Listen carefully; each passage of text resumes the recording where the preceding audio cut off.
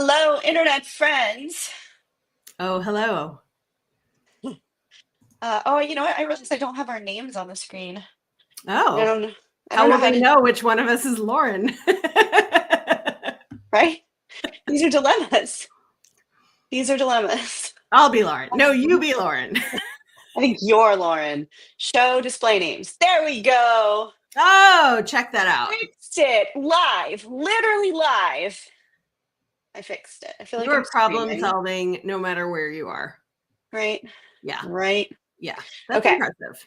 So if you see me looking down during this super fun time, it is because I Mhm. am looking at the chat so that I can monitor the things that don't come across to StreamYard. So, hi, everybody. Hi, everyone. If you don't know me, which I'm not sure how you end up on this stream if you don't know me, but welcome. We like you. I'm Lauren Howard. I go by L2. I would recommend in this situation you call me L2. I don't actually usually make those demands, but otherwise it's going to get really confusing because there's a lot of Laurens involved in this. Oh, And both of us. yeah, exactly. And both is a word that starts with B. Um, hi, Pat. Um, as I said, hi, guys, I'm L2. I'm here with my lovely friend, Lauren Lefkowitz, who I affectionately call Flo, but who you are not allowed to call Flo. And I will let you tell her I will let you tell them what they're allowed to call you. You can call me Lauren. You can call me Lefko. You can call me double L squared. Don't call me L2 because that will add to the confusion. Mhm. And do note that if you are listening to us and not watching us, you may not know who's speaking because Yeah, it turns I out was we going to have the say that. same voice. Yeah, we get that a lot. So, Mhm.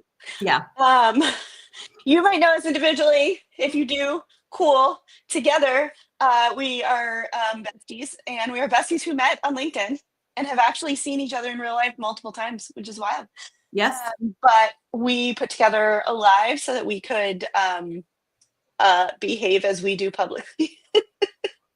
uh, it is called "Oh, the Toxicity" because I Oh, don't know if the anybody. toxicity. Oh, the toxicity. I wanted to call it Um, Oi, the toxicity, but I thought that was like a little too a little too on the on the nose. A little nose. too on the nose. See, and it's that there's so I could take that so much further, but I am not going to. I I mean, am. it's I'm our gonna. first time in a while being live together. We'll keep it at, a level that feels welcoming. Um, dang it. Yeah. Anyway, we're gonna move on past this topic. Mhm. So, we put together, or I should say, Lefkowitz put together a list of all sorts of words um, uh, that start with B that are things that we could talk about, and then we came up with another list of things that start with B, like the pending Bementi bees we are all having. Um, but we wanted to just get together and chat about the fact that um, everything is insane all the time and things feel totally out of control constantly. And somehow we're still doing the things. I have like a little cheerleader who lives in my head. She's super toxically positive. And every time that I think I'm going to just like be done and not try anymore and not continue to try to like save the world, she's like, hey, it's going to be great. It's going to be amazing. And Keep she's got going. the perfect cheer. Right. She's got pom poms Yeah. and everything. Yeah, Yeah. yeah, yeah. Yeah. She's I don't super have that positive. person. I think that might be the biggest difference between you and I is I don't have that person. In fact, I have the opposite of that person in that, like, basically the voice in my head is Daria. Mm. Like, it's constantly like, everything's terrible. It's going to stay terrible. We'll figure out how to survive the fact that it's always going to be terrible. But, Mm-hmm, like, it's mm-hmm. not going to get better. Yeah. Yeah. Well, And that's why you so, have me. exactly. Right. Exactly. That's why I call you and go, can you remind me that there is light in the world? Mm-hmm. Because Yeah. my brain does not automatically go to that. Yeah. Um, I feel like you call me to say you're going to fail. I call you to say I have failed. And then we both convince each other that's not the case. And we're going to be okay. Yeah. Yeah. That's We fair. got some people here though. Yeah. Hi guys. Hi. Natalie. Big fan Natalie. We are loved, which is fun. Hi Pat. Hi Anne. Hi Courtney. Courtney says her inner voice is also Daria. You remember like 5 or 6 years ago, there was that meme that was floating around where you were supposed to like put the different pictures of yourself on all the different social media platforms. So like Facebook, Tinder, whatever. I did that, but I just put the same 4 pictures of Daria. And like everyone got it. They all got it. Patrick says his inner voice is Yoda and sometimes Darth Vader. That's fair. That's all right. Yeah. My kids call me Darth Vader at night because I have a CPAP. And if they come into the room and I'm already in bed, I'm like, what do you need? My CPAP's name is Idris Elba, by the way. Everybody should know that my CPAP is named Idris Elba. And that's because now I get to go to bed with Idris Elba every night. And that makes it all much more palatable. In a way that your husband like just has to accept. He's fine with it. Can't sleep he without hasn't complained at all. Yeah. I can, watch. But I might die. Right. I just got an Apple Watch and I've had it for 1 week. I've been tracking my sleep. I get approximately 30 minutes to 45 minutes of deep sleep a night. I don't think that's okay. No, I don't think that's right.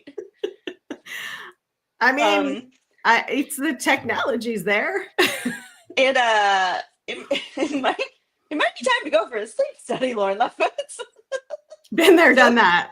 I was gonna say, add that to your limited list of medical testing. I know you haven't been for a lot in your brief stint.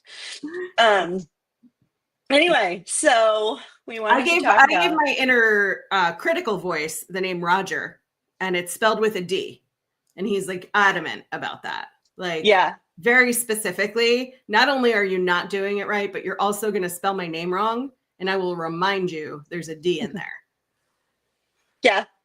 So if I say Roger, but not Roger, right. Roger's not happy. Yeah.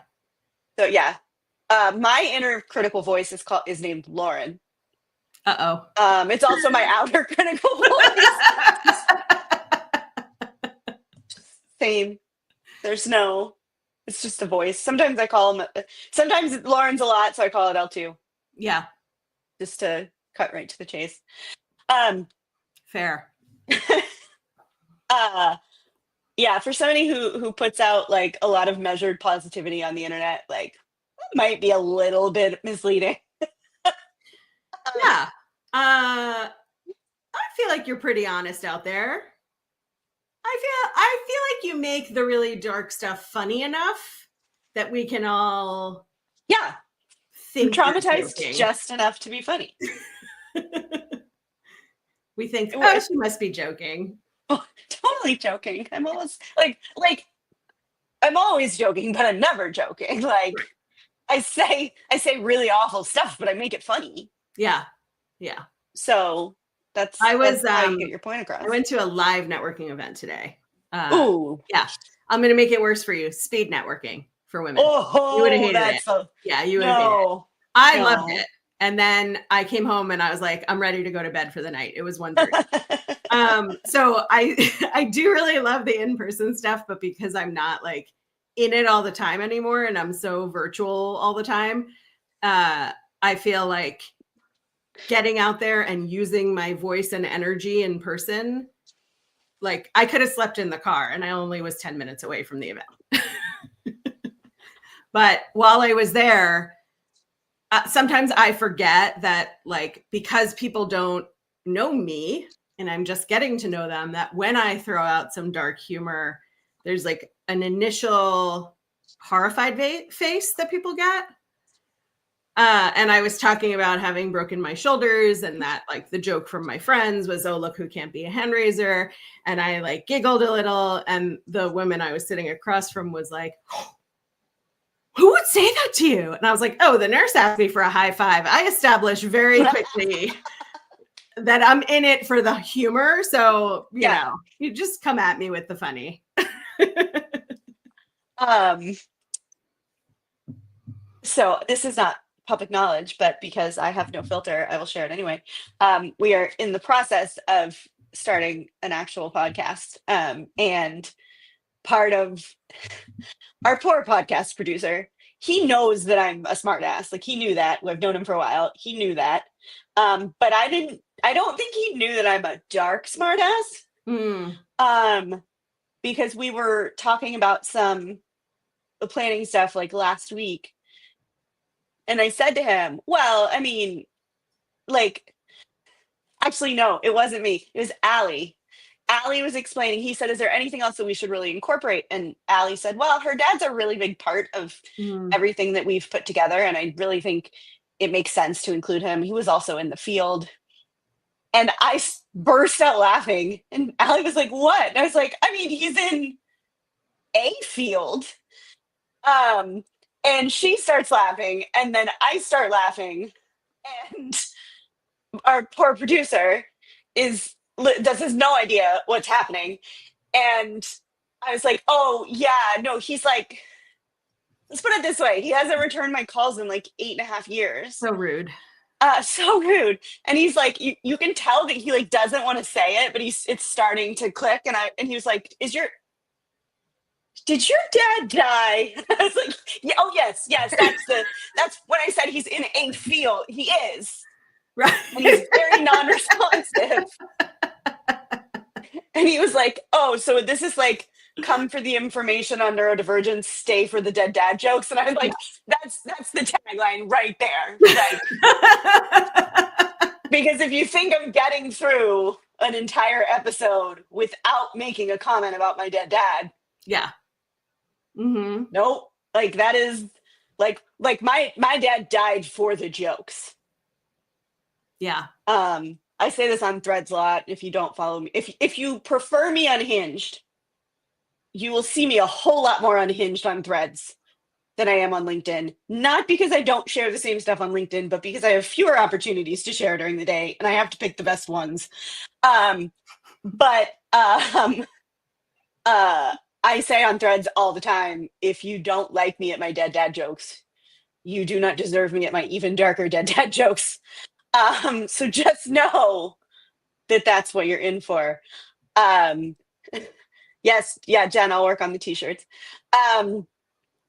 Sorry, Jen, your name's not coming up on the StreamYard side of things. So I have to look on the phone to see, who you're coming in as LinkedIn user. So, and yeah, Kathy, I know you fully understand the dark humor. Your dark humor, you're like the one person whose dark humor might be darker than mine. Ooh, and that's an accomplishment. And you deserve, you should know Kathy. Kathy's a delight.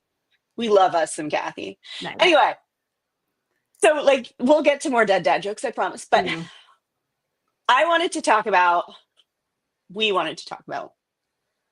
how absolutely bonkers it feels to get up in the morning and go do a job, even though it's the jobs we love. You and I both have very deliberately picked our career paths.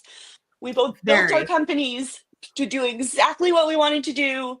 We are personally fulfilled by them. We wouldn't change our jobs for anything. We are very lucky that we get to be completely fulfilled by our work.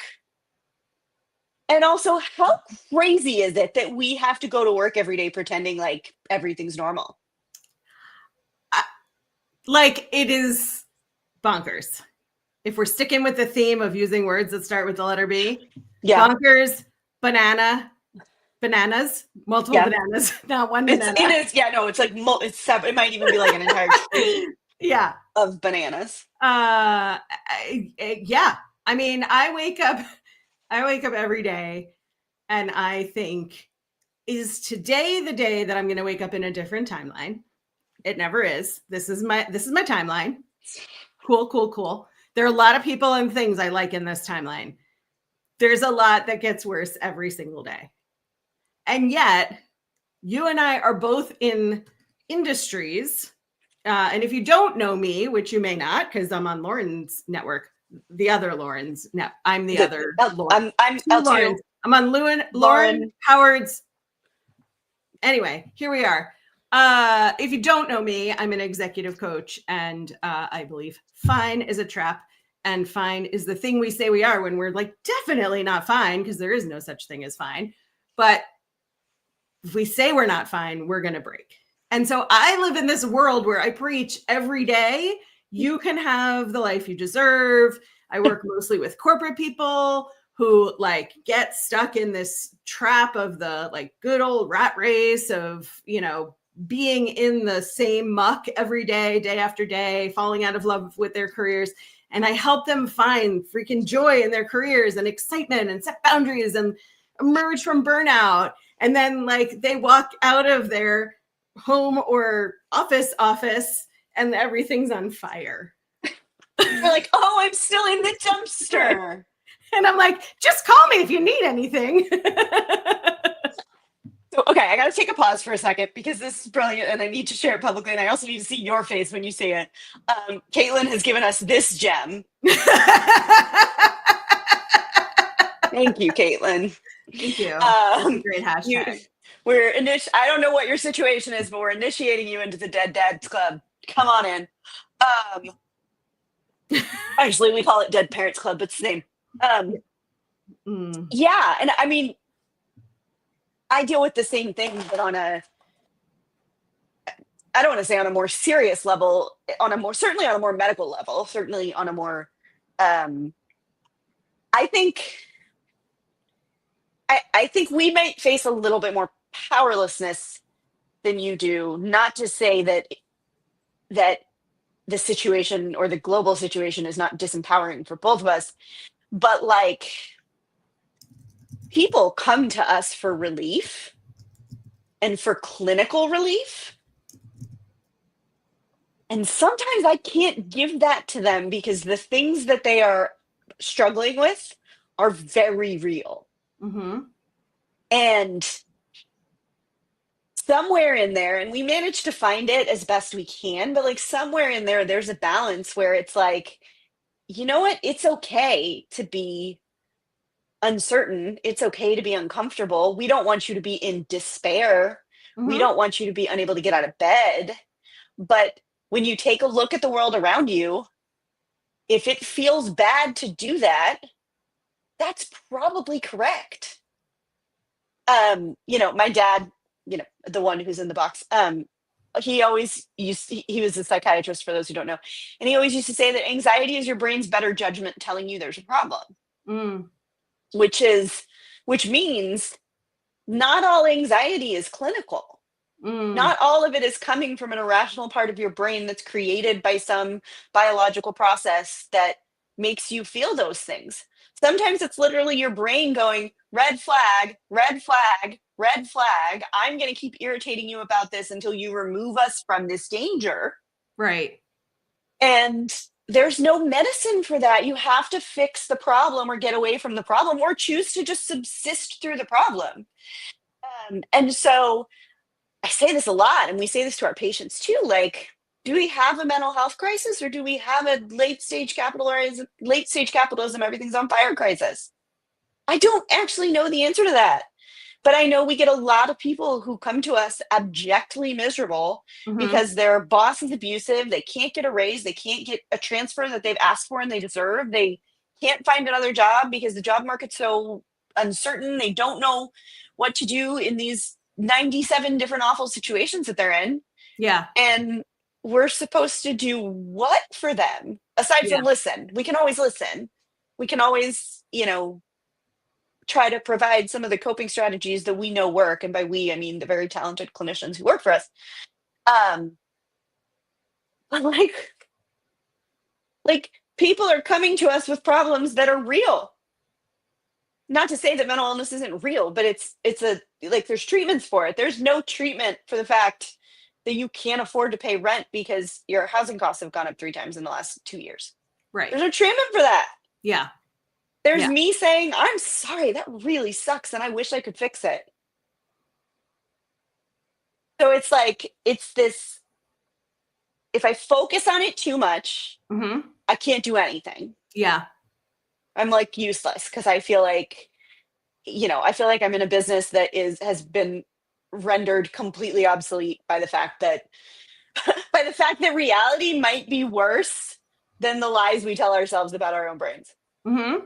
Like, what do we? Yeah, that's a really good point. There has been, I think, a shift from like the hopeful anyway perspective to like, I'm having trouble finding the hope.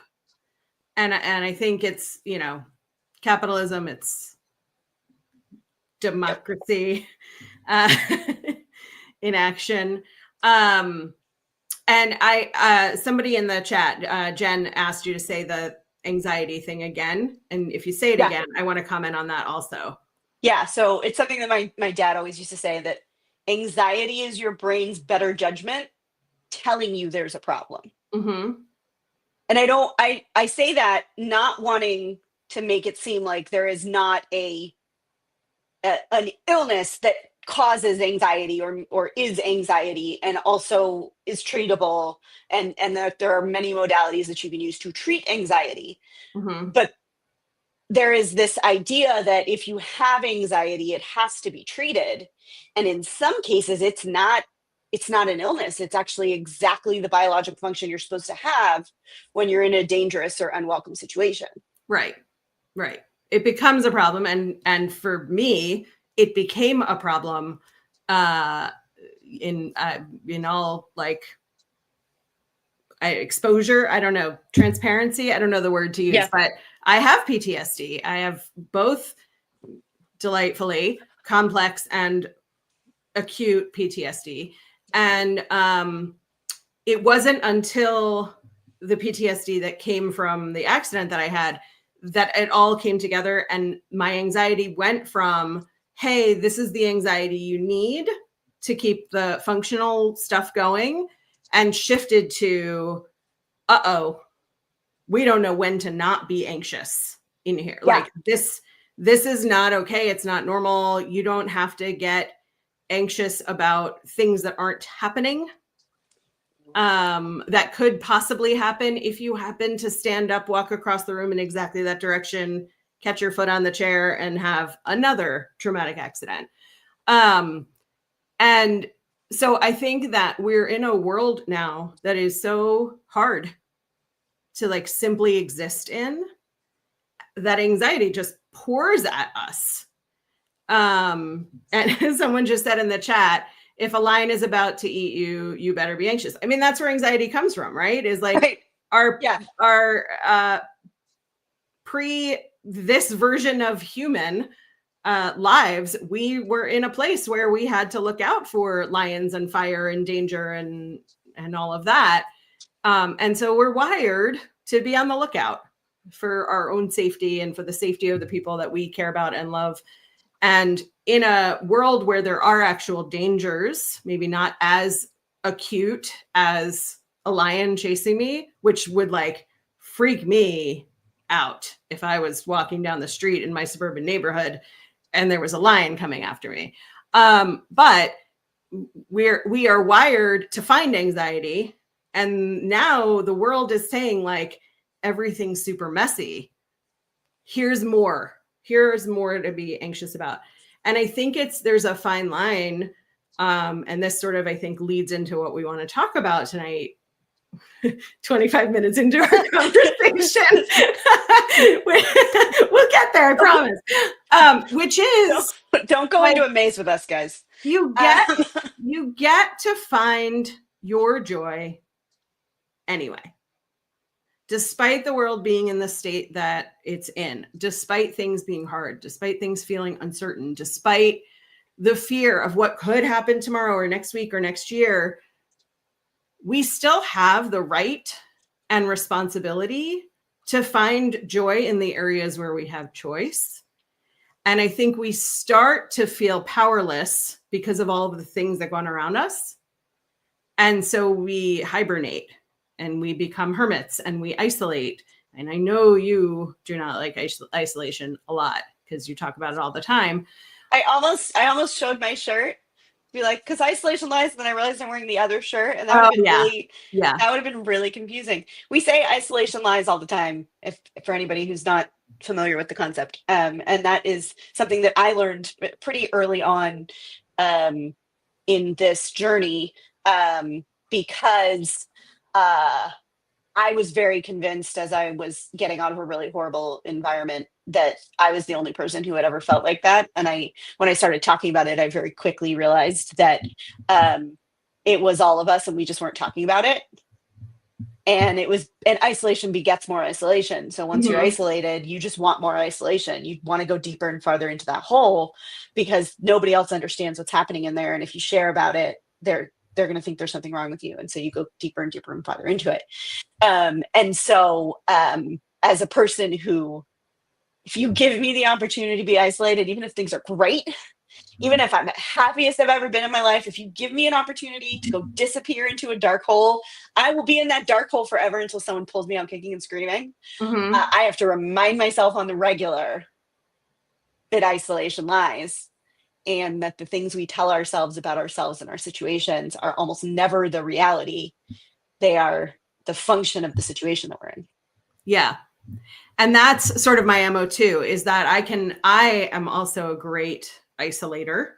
And then I start to lie on top of my lies about myself to myself.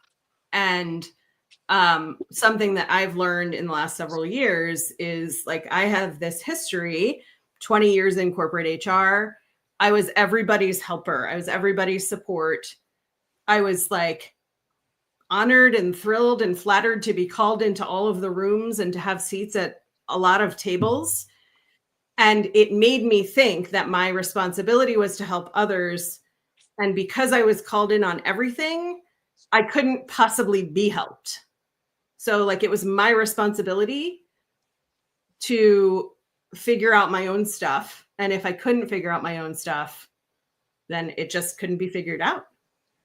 And there's like some ego in there, right? Of like self-protective ego, but there's also some like sort of maniacal ego in there that like I have learned I am not the most clever person in the world about me.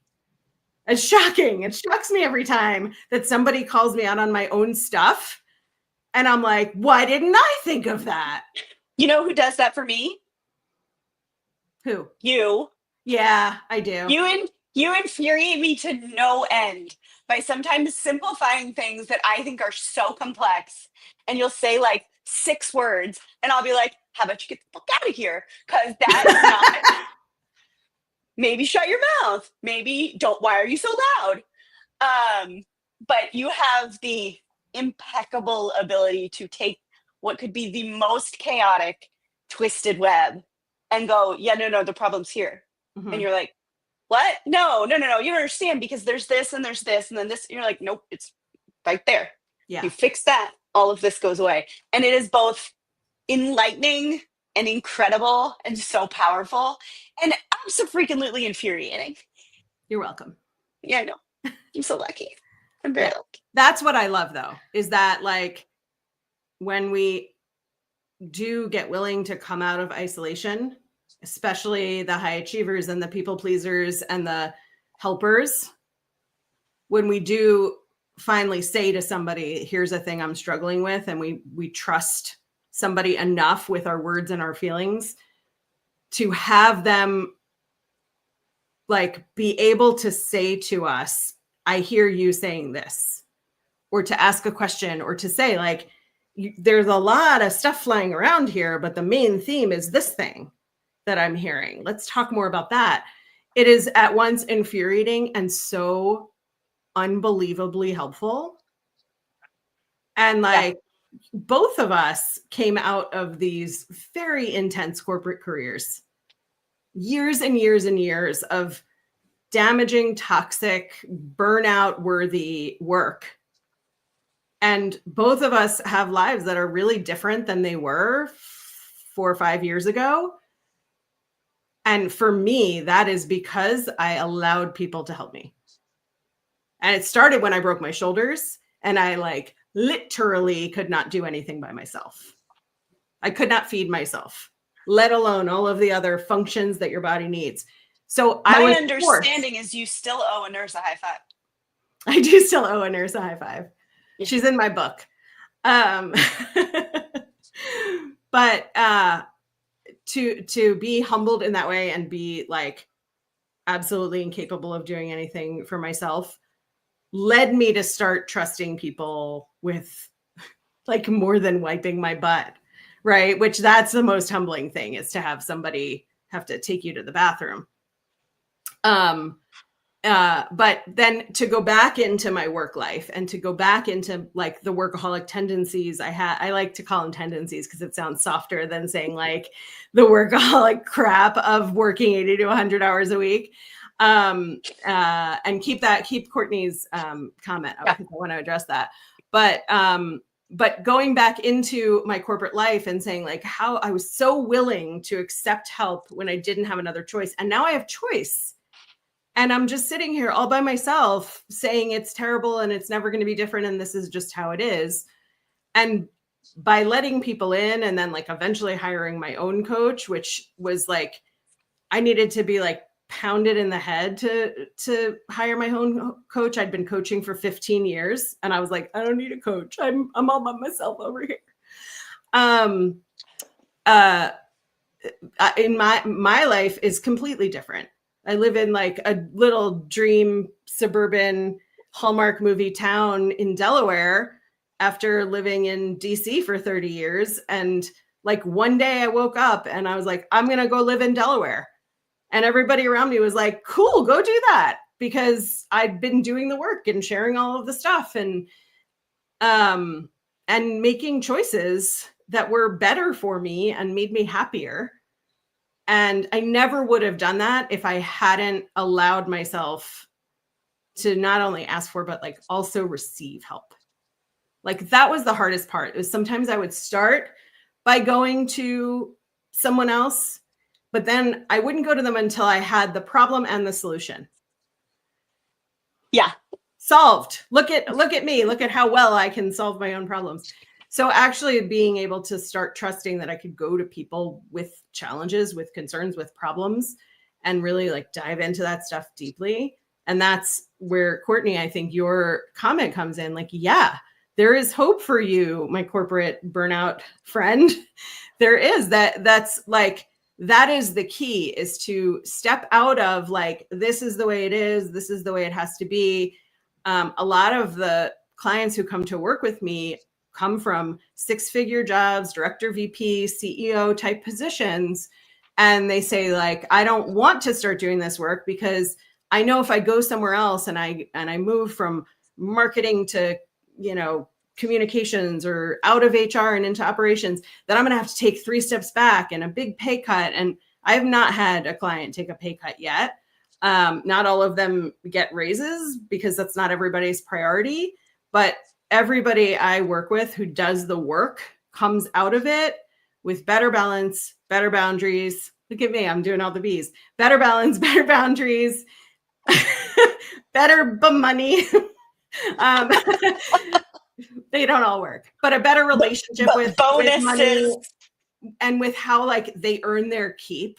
For me, there was I have always had a big theme of not wanting to be seen as lazy. And when I started to learn to set boundaries in my own corporate work and got myself down over several months from 80 plus hours a week to like 40 hours a week, it was a lot of me saying no to things or pulling myself out of meetings or off of projects and waiting for somebody to come and say, you're checked out. You don't give a crap about any of this. And we thought you were better than this. And nobody did. Yeah. Yeah. I had a situation. Well, one of our critical employees is on vacation this week because she needed it, and because it is more important to me that she be able to work for us for a long time than these 3 days where she very clearly needs break. But it meant that somebody had to pick up the pieces, and we didn't have a lot of plans for it because we're a really small team. And so I was just like, okay, cool, I guess I'm doing all these things. And I wrote out this like exhaustive list of all the things that I needed to get done last night in order to be able to stay on top of the things that she does and the things that I need to do and the things we have blah blah blah blah. And I got through a slightly superhuman amount of things, but I didn't get through the entire inhumane list of things that I was certain I needed to get done last night. And so, of course, I woke up this morning going like, how does anybody even take me seriously? Here I am saying I run a business and I am only able to do what somebody can do if they sleep at night. That's disgusting. Who does this? But if any of my employees came to me and said, I was only able to work until midnight last night, and then I only woke up at 4:30 to get the rest done, and I'm so sorry, I would be like, why did you wait? Why did you work till midnight? Why? Who do we need to hire? What are we missing? Yeah. And we hide that from each other. We do. About a year after I left my last corporate job, I went out to lunch with my former CEO from that job, who was the best boss I've ever had. I would go work for him again, not full time and not as an employee, because I would like to be unemployable for the rest of my life. But I have a lot of respect for him. And when we were talking at lunch, I said to him something about having worked 80 hours or something. He was reading my newsletters, and he said, I had no idea. And even when you came to me, because there was a point at which I got brave enough to go to him and say, I need to start setting boundaries. I need to start backing out of projects that aren't in my lane. I have to stop being invited into all of the meetings. He said, I assumed you were working 60 hours a week and you were tired. And it's perfectly reasonable to be tired when you're working 60 hours a week and need a break from that. He said, I had no idea you were working 80 to 100 hours a week. He said, I don't even know how you can do that in a Monday through Friday work week. And I said, oh, you can't. You have to work weekends too. That's when you get the real work done. It's silly. Yeah. There's only so many hours between 9 to 5. That's why you have to find the other hours or get a time turner, but that's a different thing. And it requires a whole lot of mystical stuff that I haven't figured out yet. Yeah, I haven't mastered that stuff yet either. But I think that the key for me was that I didn't change everything at once. And I didn't make myself do it on my own. Quite honestly, I was disappointed in myself when I hired my first coach, because I felt like I was admitting defeat, that I couldn't do it on my own. And I can't tell you how many people get on a strategy call with me and tell me the same thing. Or they'll start crying and they'll say, I don't want to start crying because if I start crying, I'm never going to stop. And I don't have it in me. I don't have time for all this crying. Which same, I don't have time for all this crying. I also cried for 3 hours 2 nights ago and I just couldn't stop. And I had things and I had to work through some stuff and I'm still working through some stuff. Crying apparently is like very normal. It turns out. I didn't know that for many years. I just didn't do it. I just bundled it all up inside in a very unhealthy way. And we don't want to admit, like somehow it feels initially humiliating when we're really independent, hyper independent, to say that we need help or to even accept help that's offered to us. But then when it starts working, like the very cool thing now is like, I call my coach all the time and I'm like, I need a pep talk, or I'm thinking thoughts that are like not normal for my business stuff, or I'm totally failing at this. And I seek the support. I don't sort of like begrudgingly like slink into the room and say like, all right, it's time for me to be coached. Like now I really thrive on it.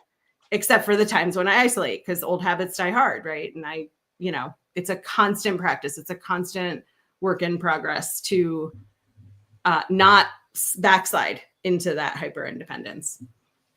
I think you said something that like put off a huge light bulb in my brain. I'm an operations person. I run operations for other people, or I have for most of my career. It's what I know. I can build out an SOP like nobody's business. I get hands-on. I figure out how to do the process. I always do the process myself first so that I know it works. Um, I can see the vision. I can see how we take them from this point to this point. Like I can see all of it almost immediately as we're designing. I'm an operations person. And I kept not our current business because I thankfully learned this before, or the one that's taking up the most of my time, I should say. But in one of our other businesses that we've been running longer, I probably delayed our growth by like a solid year by saying, I'm an operations person. I can do this myself. Mm. I don't need somebody to come in and do all of this little nitpicky strategy, building, construction work, finding the tools, implementing the tools, integrating the tools. That's what I do. I'm an operations person. I do this for other people all the time. Being able to do it for someone else does not mean you can do it for yourself for a number of reasons. One of which is that if it is something that you are building that is your vision and your brand and something that you are very, very emotionally invested in, you will have an emotional investment in that process that creates anxiety and paralysis about doing it wrong or not doing it exactly how you want it done. Whereas if you bring in somebody whose job is to do the operations for your vision, they might still be very emotionally attached to getting it done right, but their version of right is going to be different than yours and a different standard than yours, which is okay. And they don't have all the other stuff that interferes with actually getting started. And so it took me like a solid year to finally go like, I really think I need help. Like I need to bring in somebody who can help me design, educate, hire, implement, etc. Because I'm the bottleneck. I'm the one that things are getting lost on. And one of the first things I said when I interviewed a company that was supposed to do it for us was, honestly, I'm mortified to be having this conversation. And she was like, why? And I was like, because this is what I do. I do this for other people all day. Yeah. It is endlessly mortifying that I can't do this for my own business when it all came out of my brain. But it comes out of my brain and then I have so much trouble. And it took me a long time to figure out that that's because my role in this business is not the same as it is in someone else's business. Yeah. Oh, that's such a good point. And if I want to be able to keep creating and thinking of things and finding new ways to build things and figuring out what the, how big can we go? What's the legality here, etc. I have to be willing to let somebody else build it or oversee it or do all the nitpicky things that they can still have a huge sense of ownership over, but that doesn't hamper the creative parts of my brain that get lost when I'm in the weeds, dealing with every tiny little stressful situation that pulls me off course constantly, because it's so difficult to make progress when you're putting out fires all the time. And finally we brought someone in. I don't even know if it was the results of that situation that made me feel okay with doing it. There was something there. But it was this idea that, oh, you mean everybody feels like this? Oh, okay. Again, isolation lies. And after that, when we moved into LB, which we've now built, I knew better than to start without somebody that I could say, all right, here's the idea in my brain. Here's the things that are really, really important to me. Please make sure they happen. Everything else, I just need you to figure out how to make it operational. keep patients happy, keep patients secure, keep their data safe, make them feel affirmed. I don't care how you do the rest of it.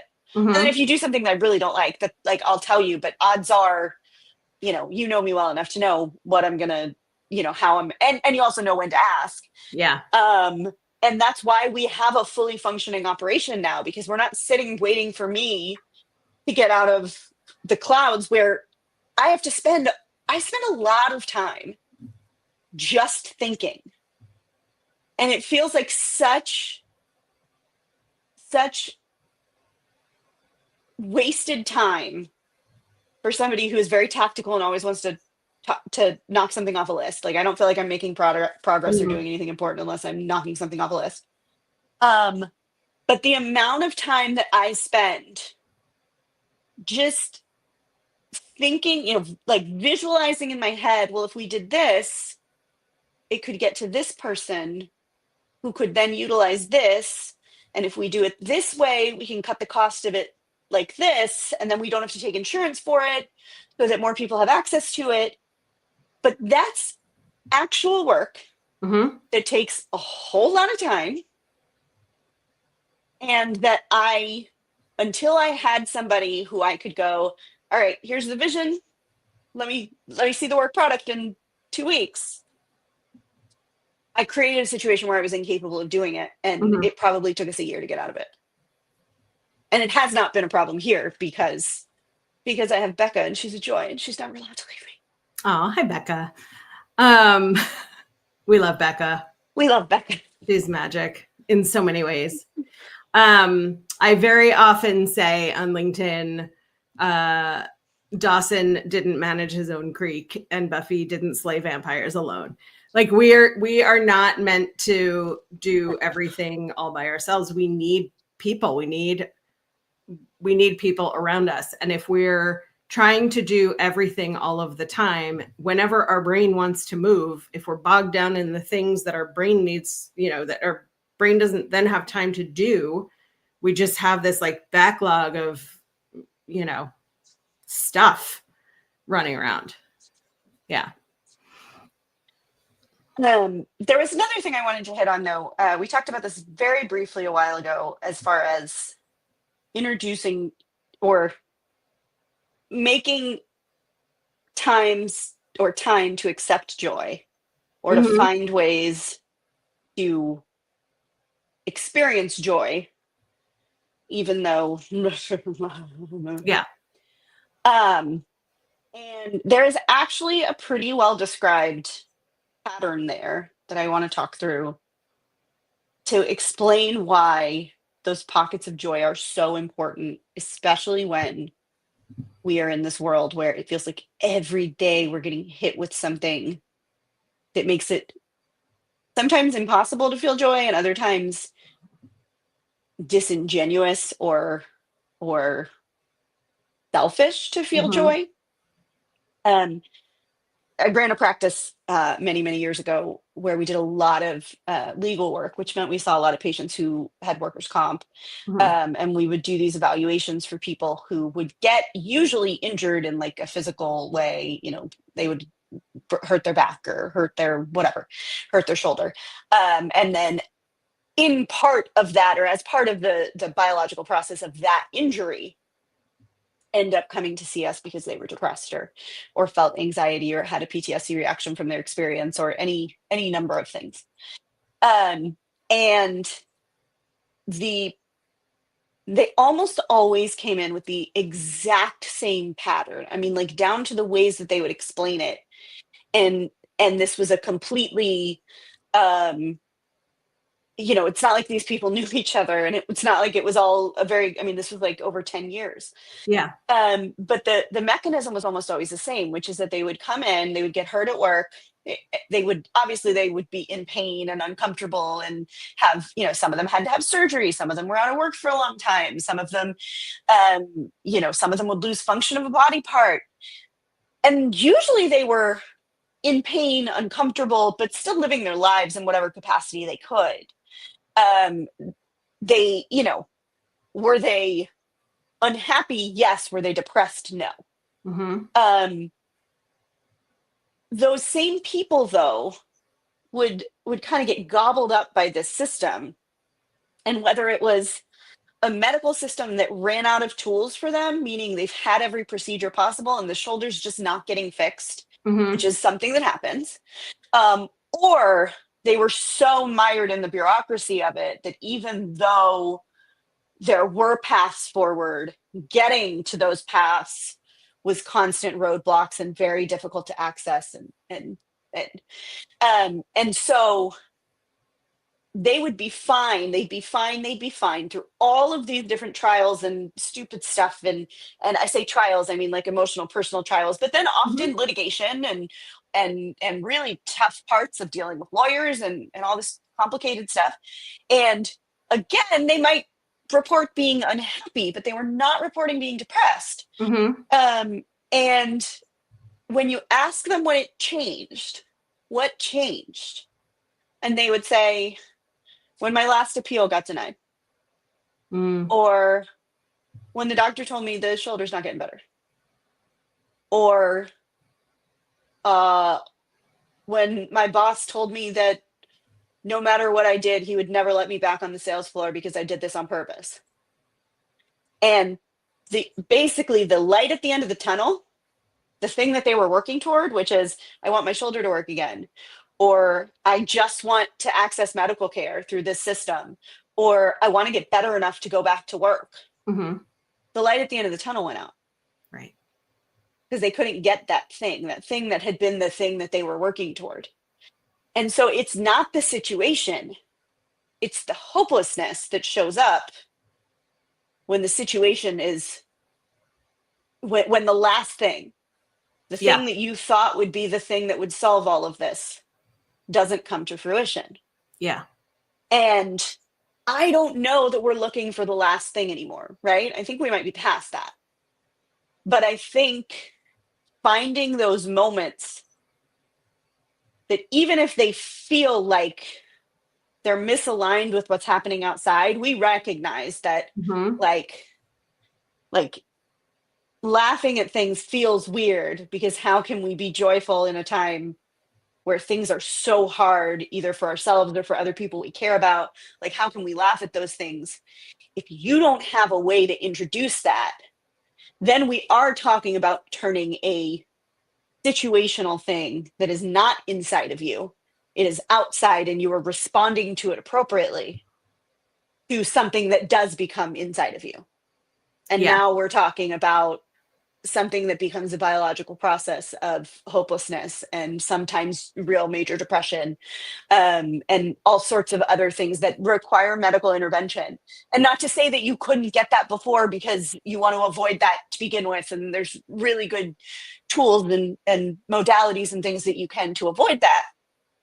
But there is a switch that flips, and you don't want it to flip. Right. And it is really, really hard to kind of look out at this world and know that I'm going to wake up to some news story tomorrow that is going to make me sick to my stomach. I don't even watch the news anymore. I'm a news junkie. Dateline is on my TV like 24 hours a day. Also, Twisted Siblings, I think it's called. I don't know. Oxygen. I've learned about Oxygen true crime in the last couple of weeks. I like it. But there's a show called Twisted Siblings, and I'm like, I think I could probably commit a crime with one of my siblings. Anyway, but the joy is an act of resistance, and also it interrupts a biological process that could render you unable to respond in any way to the situation around you. And so you are finding ways to but to bolster your mental health, so that you don't end up with, if you're not already there, so that you don't end up with an actual medical biological process that we now have to address by allowing this thing into your day-to-day. Yeah. I love the sentiment that joy is an act of resistance. And I think you see that in the classic like toxic workplace. I can remember working for toxic bosses. I say I can remember like it was 400 years ago. I can remember. I can remember, like times when a toxic boss would walk around the corner and three of us would be standing and laughing, and he'd say like, "We're gonna get any work done?" And it was like, we're having like a moment of fun. Yeah. And I'm reading The Women by Kristen Hanna right now, which if you read historical fiction and it gets you like bogged down, Kristen Hanna is a great choice because she writes in like a light enough voice that you feel like you can digest it and like there's going to be some joy at the end of the book, usually. But I'm reading The Women and it's about Vietnam, and there's a whole chapter about the medical professionals who are out there serving, like going out for drinks and dancing. And this one woman doesn't want to go. And they are, her friend says like, you have to find the moments. Like you're going to die inside if you don't find the moments to find joy. And there, I think wherever we are, there is an opportunity for us to decide we're going to find something fun or delightful or hilarious, or dark humorous, that, right? Like somebody said early in the chat, like, oh, the dark humor comes from trauma. Like, yeah. Oh, exactly. Yeah. I'm 100%. not coming at anybody else and like dark humoring their stuff, except you, because we're besties. But I'm not coming at somebody else and throwing dark humor at their situation. I'm all empathy all the time with people. But with my own stuff, like if I hadn't used humor throughout my whole stay in all of these nursing homes that I had to live in, while I had my mouth fed and my glasses cleaned for me and my hair brushed, like I would have broken. I had to find joy in moments of like deep despair where both of my arms were unusable. And so I did. And like, we all deserve to find that. So if people are like struggling in this world we're in right now that feels very confusing and very upside down, like, where can you find moments, right? And that's what I talk about like a ton, is that we always have a choice in every moment. There are things that are going to happen globally, and there are things that are going to happen directly to us. And then we get to say like, okay, now what? Where do I go from here? Do I need to cry it out? Okay, I'm going to cry it out. Do I need to laugh about it? Do I need to just like eat a freaking peanut butter and jelly sandwich to make myself feel like a child again? I still eat peanut butter and jelly sandwiches. I love them. 48 years old.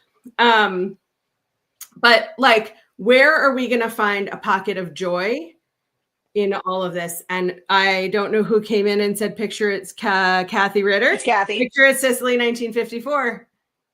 Bring in a Golden Girls reference anytime. Yeah. You're welcome here. Yeah. Now if I did the 4-quadrant picture, it would just all be Sophia Petrillo. Yeah. Because obviously, I'm a Dorothy Rose hybrid myself. Yeah, you are. Mm-hmm. Yeah, you are. Which is ironic because that makes me your mom, sort of. Right. Plus, they did not like each other in real life. They did not at all. Arch enemy. No. Yeah. Yeah. Patrick says PB&J on waffles, which I don't like. I don't like J. I only want the PB, but I have had peanut butter on waffles and it's good. It is exactly what you would think it is. I thought you didn't like peanut butter. No, I love peanut butter. I don't like jelly. Okay. Yeah. My texture aversion goes very deep. I don't like jam, but I do like jelly. You can grape jelly me anytime because that you can smooth out. I'll grape jelly you. I don't know what that means, but it made me laugh. One thing I want to say, you said something about how in the book you're reading, they said, you have to find the joy. And this is kind of a fun, silly, but also a little bit dark place to leave us off. But all right. My dad was in Vietnam. Mhm. And he was there before Tet, so it was still a war zone, but it was not like so dangerous that you couldn't live in Vietnam. Like he lived there like a local, basically. Mhm. Aside from the fact that um, they had to build their own bunkers, and he did live in a bunker with a bunch of other soldiers. Um, but he very much used to say the same thing about being there, which is that it's a war zone. It's terrifying. But he established a life there, because Mhm. how else do you live for 2 years in a place that is, a culture you're not familiar with, a language you're not familiar with? Like, you have to have a life. And they would do things like go build their own, like, basically tree houses in the equivalent of the rainforest. I don't know if it's actually a rainforest there, but and they would go into the mountains and build these incredible, like, tree forts, basically grown man tree forts. Um, and then they would like in one of them, there was a monkey that used to hang out in their tree fort, and they named him Cecil B. the Monkey. Um, and it was like an ongoing joke. And they would go up there and just like take in this breathtaking beauty of this remote part of Vietnam. But they were there for a war. Yeah. Like, they weren't there to kick their feet up and relax, but also when you're in the military, you have a job in the military, and you have to do your hours and do something when you're not technically working. Mhm. And he wasn't infantry, he wasn't on the front line, so it really was clocking in and out every day. And so they had to find ways to feel comfortable in this space so they could survive. They had, because they weren't infantry, they had longer tenures there.